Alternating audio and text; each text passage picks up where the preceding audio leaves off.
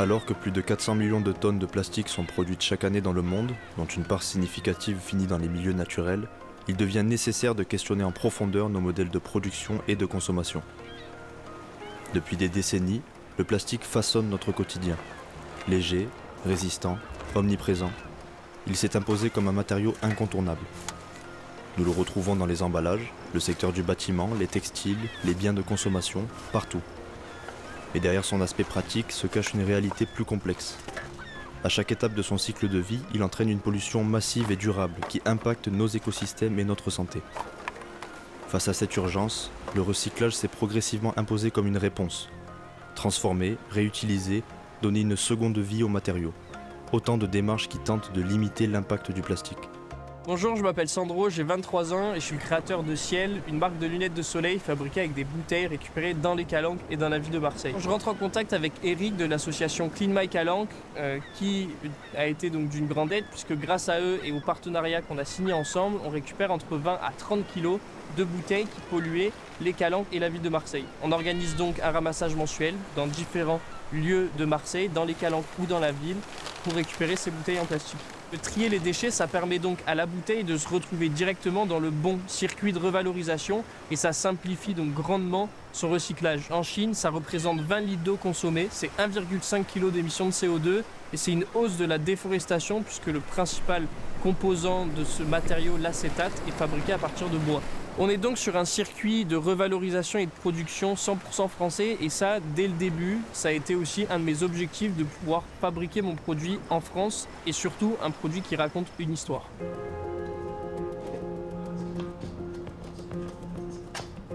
Les artistes jouent un rôle clé face à la pollution plastique. Ils sensibilisent en touchant les émotions. Contrairement au discours technique, leur art rend le problème concret et pousse à une prise de conscience, voire à changer les comportements. Je m'appelle Diego Ortiz, donc je suis artiste. Alors, je m'appelle Hernan. Avec mon collègue Diego, nous avons créé cet studio de création qui s'appelle Les Petits Labos. C'est un studio qui fait la convergence entre art, science et nouvelles technologies, mais surtout avec un regard très approfondi sur l'éco-responsabilité. Qui se concentre sur la qualité de l'air, donc c'est une des préoccupations majeures, mais aussi le plastique recyclé. Et on essaye de combiner ces préoccupations-là pour créer des installations artistiques pour l'espace public. Donc, le plastique, l'avantage, c'est qu'on a fait déjà des tests et on ne sait pas combien de fois il peut être broyé et thermoformé, c'est-à-dire modulé avec la chaleur. Il y a une œuvre qui s'appelle The Shape of Things to Come, c'est la forme des choses à venir. C'est une expérimentation à grande échelle. On a construit l'œuvre à partir de, il y avait environ 300-400 kilos de Tupperware.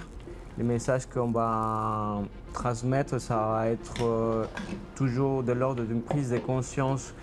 Dans notre cadre, c'était de quelle manière nous pouvons apprivoiser ce matériau, c'est-à-dire le plastique, que c'est une matière qui est polluante, qui est mal utilisée, etc. Tout ce qu'on appelle les polymères qui sont très variés. Et ils ont des caractéristiques extraordinaires qui donnent à des matériaux la durabilité, qui donnent aussi l'étanchéité et qui est un matériau qui est très abondant. Aujourd'hui, on peut raisonnablement pas penser de se passer du plastique, quoi. Même les filières de recyclage, elles se retrouvent quand même à subir des pressions et à construire des produits qui en réalité c'est des sous-produits pour justement continuer à alimenter un petit peu la grosse machine qui est devenue aujourd'hui le recyclage du plastique. Quelque chose qu'il faut prendre un petit peu plus au sérieux et essayer de le travailler au niveau politique aussi. Aujourd'hui, au-delà du recyclage, une nouvelle réflexion émerge. Il faut repenser notre rapport même à ce matériau.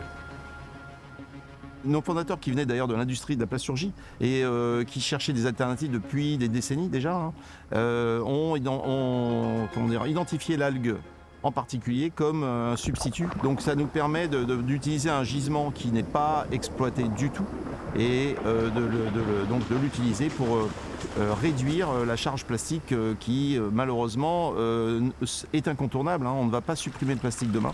Voilà, donc durabilité veut dire aussi donc réduire la consommation de produits polluants, tout en sachant qu'on va faire ça de façon progressive.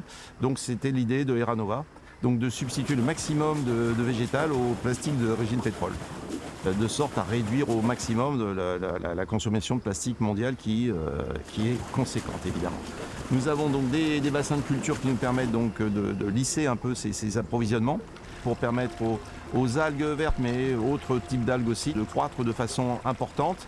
Donc ensuite on les récolte et on les amène à l'intérieur du bâtiment où là elles sont traitées de différentes façons. Et la dernière étape, le mélangeage, c'est-à-dire le compounding qui nous permet de fabriquer des granules plastiques, bioplastiques, avec un mix plastique vierge ou recyclable et un mix végétal essentiellement composé d'algues.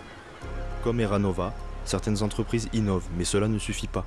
Il faut surtout réduire la production de déchets. Cela passe par l'utilisation de matériaux alternatifs et durables, le développement de l'économie circulaire et une consommation plus responsable de la part des consommateurs.